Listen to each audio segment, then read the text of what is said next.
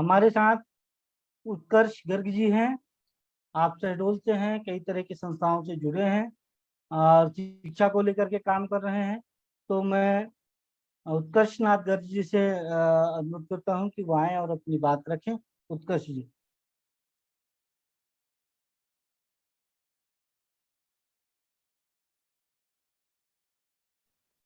उत्कर्ष जी हैं?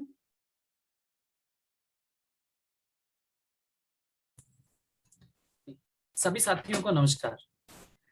आप सभी को बहुत बहुत धन्यवाद इस मंच में मुझे मौका देने के लिए। वास्तविकता में जो इस कार्यक्रम की थीम शुरू हुई थी कि दरारें बहुत पहले से थी, हमने किन्हीं व्यवस्थाओं के द्वारा उन्हें ढक करके रखा था। एक ऐसी आंधी आई, एक ऐसा तूफान आया जिसे हम कह रहे हैं कोरोना की आंधी। उसमें पूरी की पूरी जो हमारी कमियां रही वो ध्वस्त हो गई।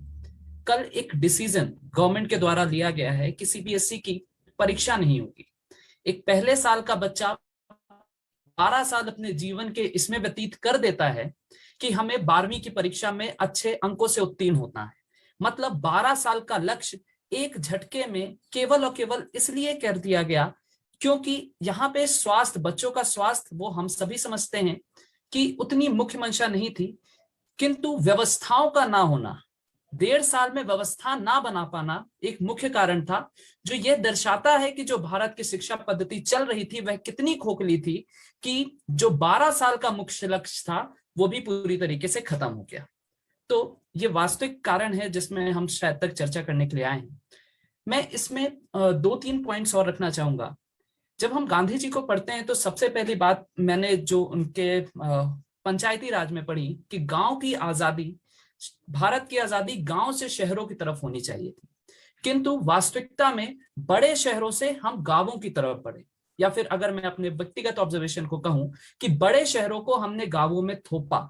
उसका नतीजा यही है कि जो मुख्य आबादी बसती थी गांवों में, जो बच्चे गांव में पढ़ रहे थे, जो छोटे शहरों में थे, आज वो शिक्षा से वंचित हैं। किस तरीके की व्यवस्था थी हम सभी जानते हैं। मैं व्यक्तिगत शिक्षा क्षेत्र से जुड़ा हुआ था, तो बच्चों को केवल और केवल एक फॉर्मेलिटी थी और उस फॉर्मेलिटी के बेसिस में कोरम पूर्ति हो रही थी, जिसमें बच्चों के 1.5 साल जा रहे हैं। भारत की आज मुख्य आबादी, ज्यादातर आबादी युवा की है, जिसमें से यही युवा है और आज से कई साल बाद जाकर के ये व्यवस्थाओं को संभालेंगे। किंतु 1.5 से 2 साल इनका लक्ष्य विहीन रहना वास्तविकता में देश के लिए खतरा है। तो इस पूरी के पूरे सिनेरियो को देखते हुए मैं कुछ नया नहीं बता पाऊंगा, क्योंकि शायद तक गांधी जी ने सभी चीजों के समाधान देकर के रखे हैं। उन्हीं समाधान को केंद्रित इस चर्चा के माध्यम से करना चाहूंगा कि हमने अभी तक अपनी शिक्षा को पूरी तरीके से विदेशी पद्धति या फिर यूं कहें बड़े शहरों के हिसाब से बना करके रखा, जिसमें हमने कहीं पे भी बेसिक लेवल में जा करके हस्तकला या फिर शिल्प कला या फिर ऐसी चीजों पे फोकस नहीं किया जो इस कार्यकाल में काम आ सकती थी। एक बहुत ही मुख्य आबादी किस तरीके से कोविड के टाइम में निष्क्रिय बैठी हुई थी, ये उसी का परिणाम है। इस आबादी का कोविड के ड्यूरेशन में कोई योगदान नहीं था। ये आबादी घर में गेम खेलती हुई पाई जा रही थी, टीवी देखती हुई पाई जा रही थी, और देश की आबादी में, देश में इतनी बड़ी समस्या चल रही थी, लेकिन इन्हें जिम्मेदारी का भी एहसास नहीं हो पाया था कि हमारी भी जिम्मेदारी बनती है। मैं ये अधिकांश आबादी की बात नहीं कर रहा हूं, कुछ हैं जो सामने खुद से आए। तो हमारी शिक्षा पद्धति वास्तविकता में ऐसी होनी चाहिए और इस तरीके से जुड़ा होना चाहिए कि एक बच्चे को भी ये चीज मालूम हो कि एग्रीकल्चर क्या होता है, या फिर हम किस तरीके से, जब पूरी व्यवस्थाएं ध्वस्त हो गई थी, तो हम किस तरीके से अपने घर के लिए उगा करके खा सकते हैं। हमें एक अच्छा खासा बच्चा जिसे पूरे मोबाइल एप्लीकेशन का नॉलेज है, रियलिटी ये थी, उसे ये नहीं मालूम था कि बेसिक पैरासीटामोल की गोली कब दी जाए कब नहीं दी जाए। ये भी शायद हमारी एजुकेशन सिस्टम की गलती थी। उसे ये नहीं मालूम था ऑक्सीजन लेवल क्या है क्या नहीं, उसे स्वास्थ्य के विषय में कोई ज्ञान नहीं था।